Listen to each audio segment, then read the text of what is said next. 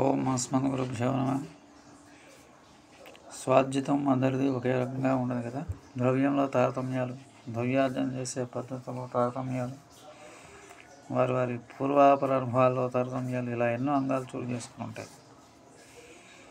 తత్వదర్శన విషయాల్లో కూడా ఇట్లే. స్వయం కృషితో దర్శించిన ఋషుల అనుభవాన్ని తెలిపే వైదిక వాంగ్మయం ప్రాయశః సంస్కృత భాషకు మాతృకగా ఉంటుంది. ఒక్కొక్క విషయాన్ని ఎన్నెన్నో తరాలుగా నిర్వహించడానికి వీలు కలిగే విధమైన పదజాలంతో కూడుకొని ఉంటుంది.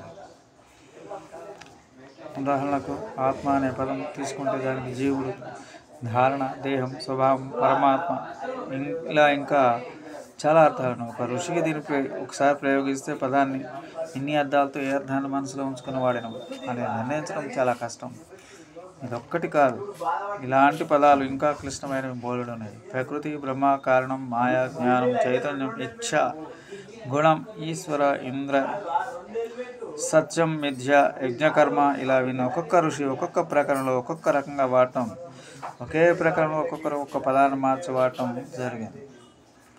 పూర్వకాలంలో స్వచ్ఛమైన జ్ఞానం ప్రకాశించే కాలంలో ఆ ఋషులే స్వయంగా ప్రవచిస్తుంటే విన్న సాక్షాత్ శిష్యులకు వారే భావం ఏ ఏ ప్రకరణలో ఏ ఏ సందర్భాల్లో పదము ప్రయోగించారో తెలిసి ఉండవచ్చు. వారి ఆచారాలు వివరించి ఉండవచ్చు కూడా. కనుక ఆనాడు వారికి తాము పొందిన జ్ఞానం ద్వారా తత్వం తెలుసుకోవడం శ్రమజనకమయ్యేది కాదు. కానీ వేదవ్యాస భగవాన్ కాలమసన్నమయ్యే నాటికి, అంటే ద్వాపరయుగం నాటికి మానవ మీద క్షీణదశను అందనుండటం వలన ఆయా పదాల ప్రకరణాన్ని అనుసరించి ఇలాగే అర్థం చెప్పాల్సి తప్ప మరొక రకంగా తగదంటూ నిర్ణయాలు చేయవలసి పరిస్థితి ఏర్పడింది.